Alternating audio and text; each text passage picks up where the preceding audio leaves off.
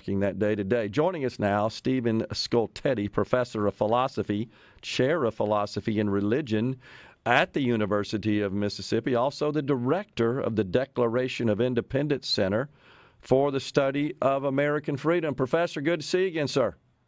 Oh, it's so great to reconnect with you, Gerard. Yeah, so I appreciate that. The Declaration of Independence Center, what a fitting day that we discuss that for sure, because we are reminded, or we not, we should be reminded on a regular basis, but certainly on this day, that freedom is not free. And I believe, though, we've got lots of challenges, lots of issues, lots of flaws, we still got it better than anybody else, in my opinion. And I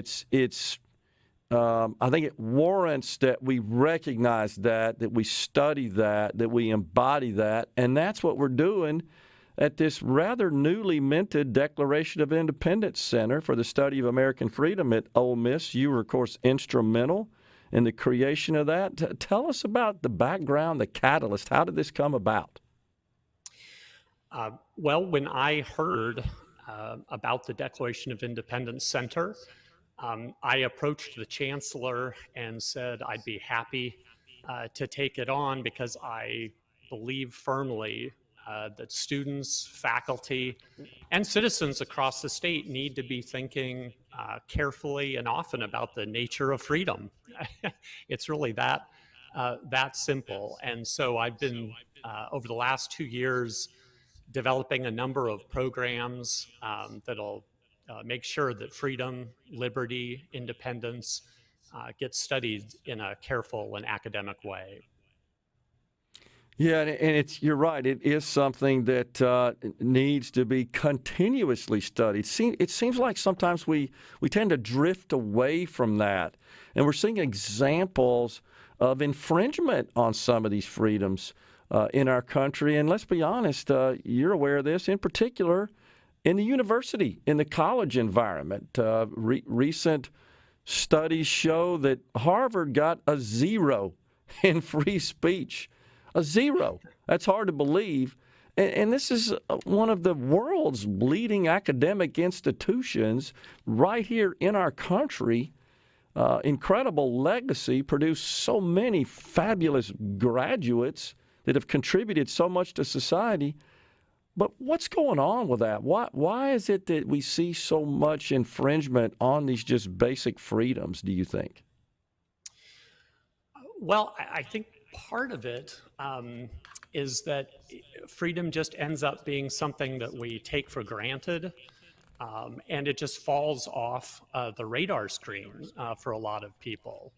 We get in so many fights about this issue or that issue that we don't take time to step back and reflect about, what do we mean when we say that we're free? I mean, what do we mean when we say that we believe in liberty? And I think because people don't think about it enough, it's very easy to just not notice when it's being taken away.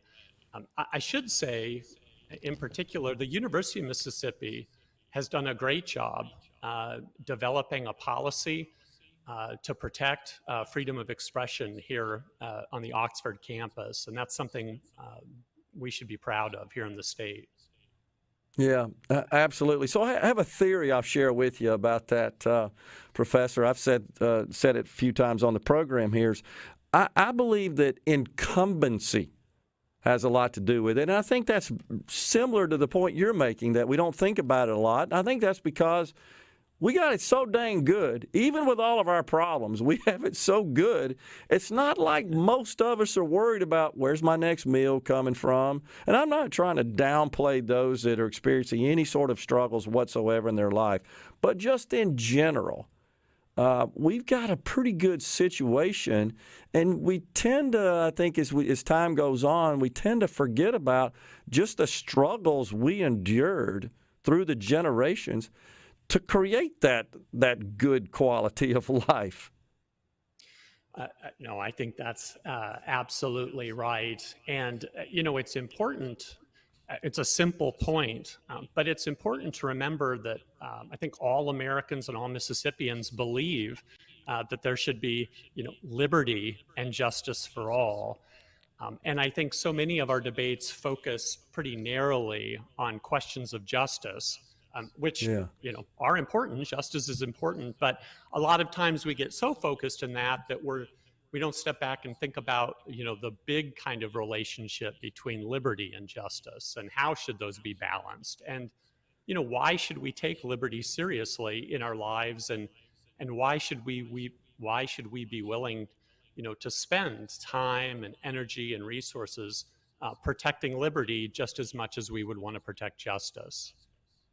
So the center itself, Professor, give us some ideas of exactly the sort of content, sort of activities. I know we got a big event coming up with Senator Tim Scott visiting Mississippi, and specifically at the University of Mississippi. So tell us about sort of what the focus is and how students can avail themselves of this, and even others in the state, because it's not just for students. And then, of course, the senator coming in. Yeah, well, so I divide up what the center is doing into student-focused things, faculty-oriented things, but then also events for the public. So let me start with the students. As you mentioned earlier, I've worked very hard to get a Freedom Studies minor passed, Right.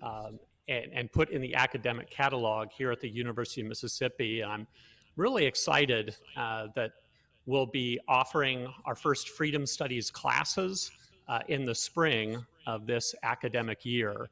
And so that'll really give students the opportunity not only to learn about sort of the background, about the history and meaning of freedom, but allow them to focus really narrowly on the idea of freedom and think about, what does freedom mean in economics?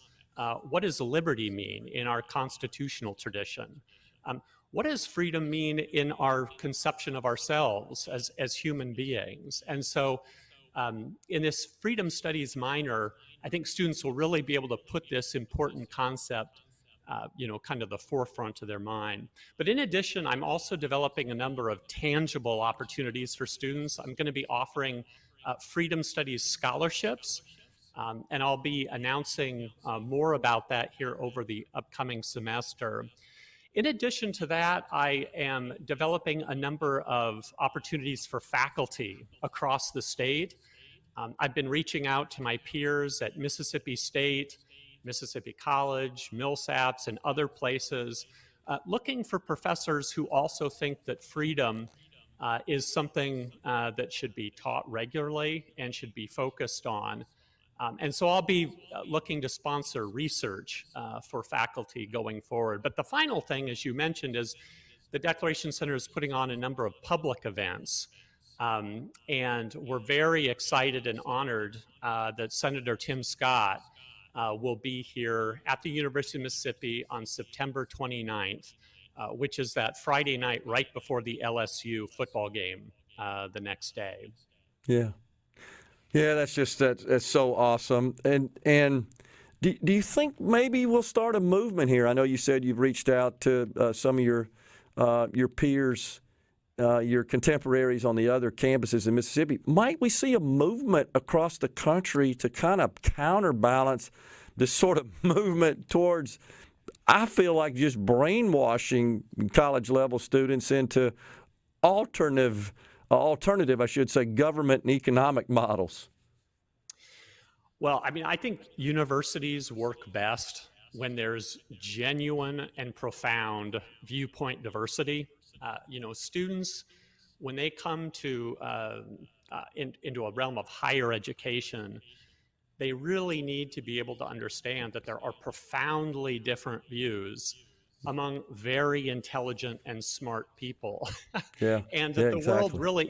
the world really isn't divided into the well-informed versus the ignorant.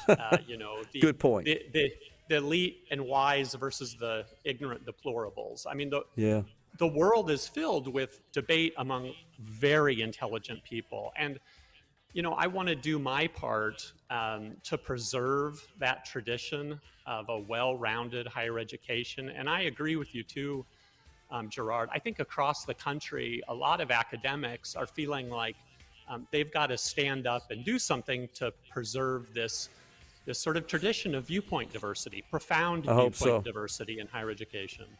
I hope so. Professor, really appreciate you joining us, and I know the event's going to be fantastic. Thank you, sir, for your efforts in turning this into a reality. The faculty, of course, for signing off on it, and Chancellor Boyce as well for getting behind this. My good friend Barry Canada, as you know, was instrumental in this becoming of age as well. Thank you. Absolutely. Thank you so much.